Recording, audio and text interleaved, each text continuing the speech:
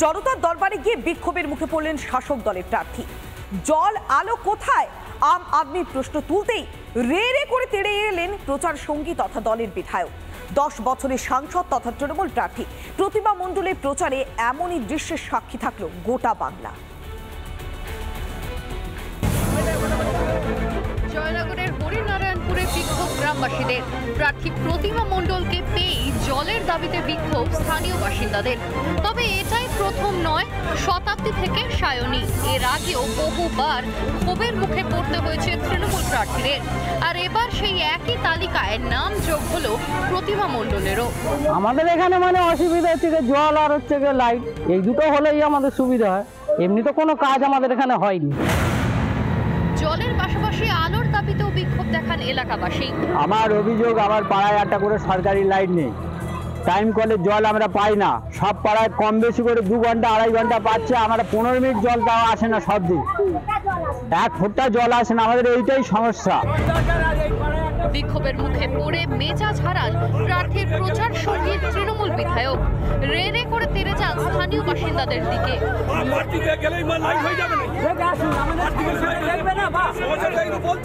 তৃণমূল বিধায়ক বিশ্বনাথ দাসের এই আচরণের তীব্র নিন্দা করেছে বিজেপি। আমরা ধিক্কার জানাই একজন বিধায়ককে, তার এই আচরণকে আমরা ধিক্কার জানাই। তিনি ভুলে গেছেন এই জনগণের দ্বারাই তিনি নির্বাচিত হয়েছেন, তিনি জনপ্রতিনিধি।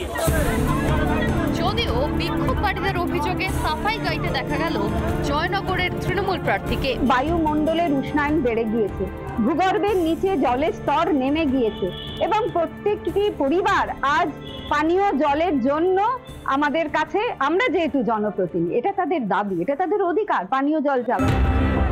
এর আগেও এই জয়নগরের সাংসদ ছিলেন প্রতিমা মণ্ডল। 10 বছর পরেও বিক্ষোভের মুখে পড়তে হচ্ছে বিদায়ী সাংসদকে।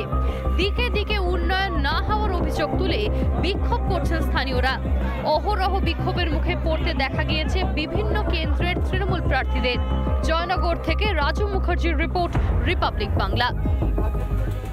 হ্যাঁ, ভোটের ময়দানে তৃণমূল নেতার দাদাগিরি। তৃণমূল ছেড়ে জোট প্রার্থীর সমর্থনে কেন পথে নামা, ধেয়ে এলো শাসকের চোখ রাগানি। শুধু এখানেই শেষ নয়, অভিযোগ শাসক নেতার মদতে ভাঙচুর চালানো হয় জোট প্রার্থীর সমর্থনে মিছিলে যাওয়া বাসিন্দাদের বাড়িতেও। প্রতিবাদ জানালেও ধেয়ে আসে শাসকের চোখ রাঙানি, শাসকের শাসানি।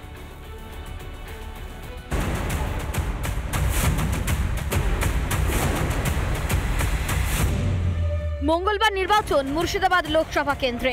নিজেদের গণতান্ত্রিক অধিকার প্রয়োগ করবেন আম জনতা, কিন্তু হিংসা থামার নাম নেই। আজ বোমা বিস্ফোরণ তো কাল বিরোধীদের মারধরের অভিযোগ লেগেই রয়েছে। বাম কংগ্রেসের জোটের মিছিলে যাওয়ার কারণে মারধর করা হয় রানীনগরের বাসিন্দাদের। অভিযোগ, হামলা চালানো হয় গ্রামবাসীদের বাড়িতেও। ঘটনার প্রতিবাদে রাস্তা অবরোধ করা হলে সেখানেও চলে হামলা।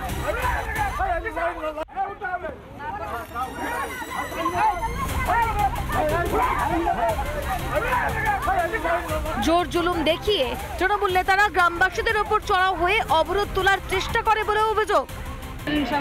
মিছিল ছিল যে সে মিছিল আসে তোল আমার স্বামী, দেখবার আমার স্বামীর নাইকো সকালে কাজে গেছে, যে গুরু প্রধান মেম্বার হয়েছে, যে আমার বাড়ি ঘর ভাঙে কানে দোকানের একটা সুন্দর বালি ছিল কানে এই কারণে আমরা রাস্তা গেছিলাম। আইসা আমাকে বলছে কি ও রাস্তা ঘোরার অধিকার তোকে কে দিয়েছে, তাই বলে ওই বেঞ্চে টেঞ্চে ভাঙে হয়নি। গ্রামবাসীদের অভিযোগকে পাত্তা দিতে নারাজ স্থানীয় তৃণমূল নেতৃত্ব। পুরোটাই পূর্ব পরিকল্পিত ঘটনা বলে দাবি শাসক নেতা। তাদের পূর্বের পরিকল্পিত সন্ত্রাস। আমরা তো আজ থেকে না, 34 বছর সিপিআইএম এর সন্ত্রাস দেখেছি। সিপিএম এর সন্ত্রাস দেখার পর আজকে নতুন করে আবার দেখতে হচ্ছে যে কংগ্রেস পার্টিটাকে সিপিএম পার্টির সঙ্গে মিশিয়ে দিয়ে কংগ্রেসটাও সিপিএম এর সন্ত্রাসের সঙ্গে সামিল। ভোটের আগেই হিংসার নজির গড়ছে মুর্শিদাবাদ। ভোটের পর কি আরো বাড়বে শাসক নেতাদের এই রকম দাদাগিরি? মুর্শিদাবাদ থেকে ইন্দ্রাশিস বাগচির রিপোর্ট, রিপাবলিক বাংলা। তিহারে জেলবন্দি থাকলেও অনুব্রত মণ্ডলের আস্থা তৃণমূল নেতৃত্বে।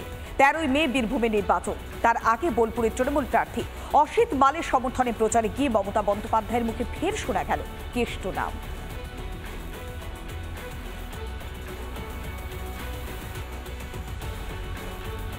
কেষ্টকে ধরে রেখেছে কেন? ইলেকশনের জন্য।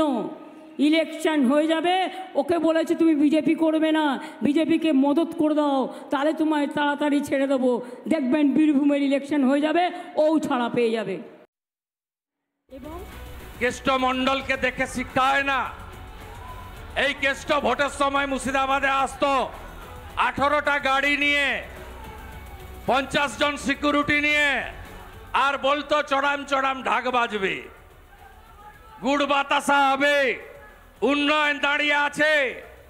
আজকে কেষ্ট তিহারে গড়াগড়ি যাচ্ছে।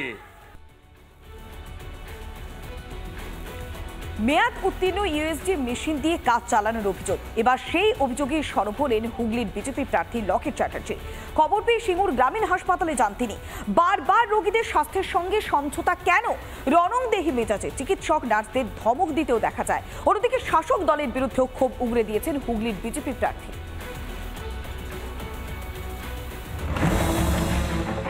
2017 সালেই নাকি মেয়াদ শেষ হয়ে গিয়েছে ইউএসজি মেশিনের, অথচ সিঙ্গুর গ্রামীণ হাসপাতালে বহাল তবিয়াতে ব্যবহার হচ্ছে মেয়াদ উত্তীর্ণ সেই ইউএসজি মেশিন। এই অভিযোগে সরব হুগলির বিজেপি প্রার্থী লকেট চট্টোপাধ্যায়। হাসপাতালে ইনচার্জ না থাকায় ডাক্তার নার্সদের ওপরে ক্ষোভ উগরে দেন তিনি। 200 থেকে 300 টাকা নেওয়া হয়, ফেক রিপোর্ট দেওয়া হয়, মেশিনটা কাজই করে না। 2017-র কোনো লাইসেন্স ডাক্তার ছাড়া হয় রিপোর্ট। ডাক্তাররা বলছে মায়েদেরকে নিয়ে সর্বনাশ করা হয়েছে। ভাবুন কতটা ফেক একজন মহিলা মুখ্যমন্ত্রী। বিজেপি প্রার্থীর অভিযোগকে পাত্তা দিতে নারাজ সিঙ্গুরের তৃণমূল বিধায়ক। ভোট পেতেই নাকি এসব অভিযোগ বলেই দাবি বিধায়কের। হুগলির লোকসভায় এমপি হওয়ার পর থেকেই উনি মিথ্যার বেসাতি নিয়েছেন, এটা জেনে রাখুন, সর্বৈব মিথ্যা। এবং জেনে রাখবেন যে উনি এটা ভোটের প্রাক্কালে এটা প্রচার করে মানুষকে বিভ্রান্ত করছে, এরকম কোনো ঘটনা হয়নি। তবে মেশিন খারাপ হওয়ার অভিযোগ কার্যত স্বীকার করে নিয়েছেন হাসপাতালের মেডিকেল অফিসার। রিপোর্টে আমাদের ডাউটফুল হয়েছে, আমরা তলায় জানিয়েছি, আমাদের যে বিওমোজ আছে ওনারা ডিস্ট্রিক্ট লেভেলে জানিয়েছেন, কিন্তু ডিস্ট্রিক্ট লেভেল থেকে আর কি সেরকম আমাদের জানানো হয়েছে আর কি ব্যাপারটা, কিন্তু যে জিনিসটা যে এক্সপায়ারি বা একদম যে কাজ করে না বা পুরনো মেশিন, সেই জিনিসটা আমাদের নলেজে ছিল না। রাজ্যের দিকে দিকে দুর্নীতি, দিনের পর দিন এইভাবে সাধারণ মানুষের জীবন নিয়ে কেন ছিনিমিনি খেলা হচ্ছে? মেশিনের ভুলে কারোর প্রাণ গেলে দায় কার? হুগলি থেকে সুনন্দা দত্ত, সুজিত গড়ের রিপোর্ট, রিপাবলিক বাংলা।